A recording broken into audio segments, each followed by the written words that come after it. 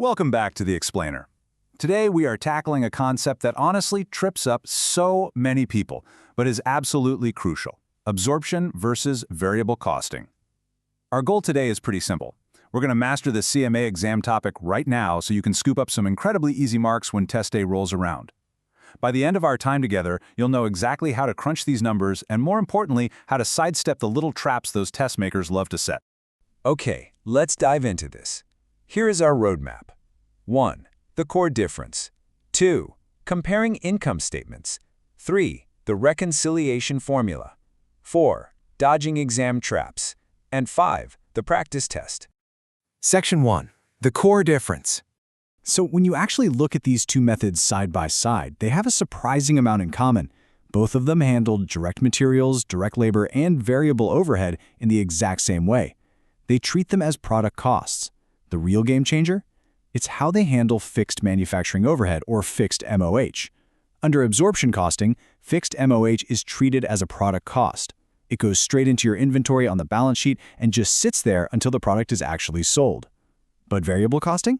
It treats fixed MOH as a period cost.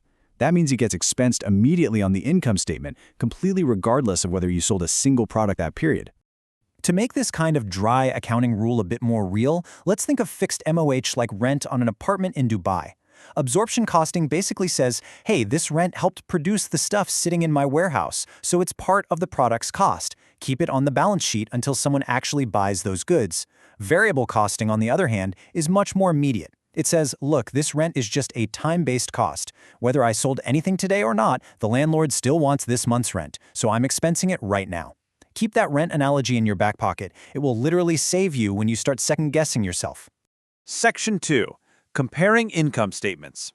You absolutely must lock this formatting difference into your memory. Because of how they treat fixed costs, the two income statements look fundamentally different. Absorption costing uses gross profit as its middle subtotal line. It groups all the manufacturing costs together and subtracts them from sales right at the top.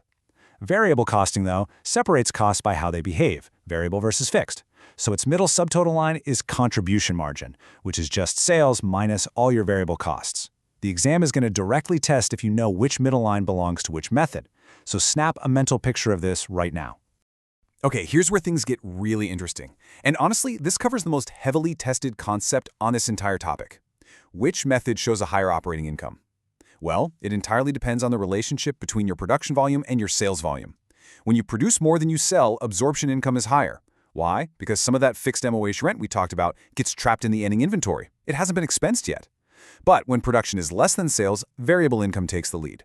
That's because absorption costing is suddenly forced to expense old fixed costs that were hiding in the beginning inventory. And if production equals sales, they're perfectly equal. Listen, if you only take one thing away from the theory section of this explainer, let it be this memory trick.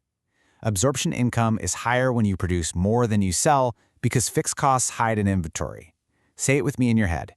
Write it at the very top of your scratch paper the second your exam timer starts. It's an absolute insider secret that's going to save you from doing so much complex mental gymnastics on test day. Section 3.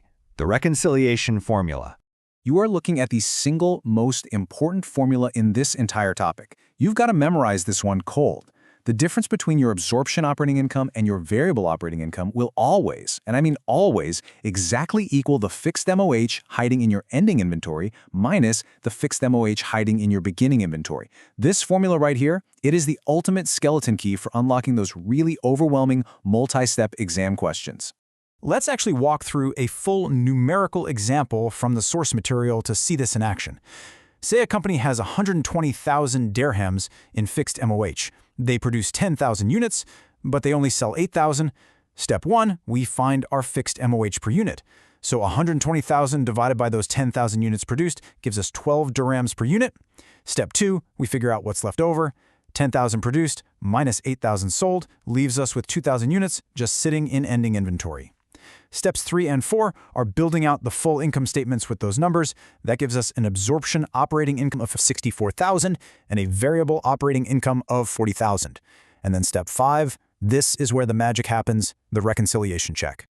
And boom, there's the proof. If we take our absorption income of 64,000 and subtract our variable income of 40,000, the difference is exactly 24,000 dirhams. Now, where did that number come from? Remember those 2,000 leftover units in ending inventory? Multiply those by our fixed MOH rate of 12 dirhams a unit, and you get exactly 24,000. The math works out perfectly every single time. That 24,000 is literally the exact fixed overhead cost sitting in the warehouse under absorption costing, just waiting to be sold. Section 4, Dodging Exam Traps. Let's rapid fire through some traps because test designers absolutely love trying to catch you out here. Trap 1, variable selling and admin costs are never part of the product cost under either method. Do not let the word variable trick you into lumping them in with variable manufacturing costs. Trap 2, that reconciliation formula we just learned, it only involves fixed manufacturing overhead. Never include fixed selling and admin expenses in that formula. Trap 3, if a question throws beginning inventory at you, you have to account for the fixed MOH in both the beginning and the ending inventory for the reconciliation. And Trap 4, remember, your fixed MOH per unit actually changes if your production level changes because you're dividing that total fixed cost by a different number of units. Keep your guard up against these 4 tricks. Section 5, the practice test. All right, let's put this into practice. Imagine a company produced 15,000 units and sold 18,000 units. Which costing method is going to show the higher operating income? Think back to our cheat code. Are they producing more than they sell? No, production is 15,000, sales are 18,000. Production is less than sales. So, variable costing wins. It'll show the higher income because absorption costing is being forced to drag out and expense those older costs from the beginning inventory. Let's try another one. Under variable costing, the income statement highlights which subtotal that does not appear under absorption costing. Remember that visual we locked in earlier? The answer is contribution margin. Because variable costing focuses strictly on cost behavior, it subtracts all variable costs to find that contribution margin. Absorption costing, on the other hand, gives you gross profit. Okay, quick math logic check based on our earlier example. Sales are 8,000. Production is 10,000. Fixed MOH per unit is 12 dirhams. What's the total operating income difference between the two methods? All you have to do is find the leftover inventory, so 2,000 units, and multiply it by the 12 dirham fixed cost per unit. The difference is 24,000 dirhams. No way around it. That is exactly how fast you can solve these questions once you know that reconciliation formula. Finally, let's look at something a bit more sneaky. Say a manager's bonus is tied to reported operating income, and they want to artificially inflate that income in the short term using absorption costing. What could they do? Well, they could just overproduce. By ramping up production way above sales volume, they basically shove more fixed overhead costs into ending inventory. That pulls those costs off the current period's income statement and artificially inflates short-term profits. It's a real-world flaw of absorption costing, and it perfectly illustrates why knowing these rules is about so much more than just passing a test. It's about understanding business strategy and human behavior. Makes you wonder how many other financial systems out there are subtly shaping the way managers behave behind closed doors, right? Thanks for joining me on this explainer. Keep reviewing this stuff, and you are going to absolutely crush this topic.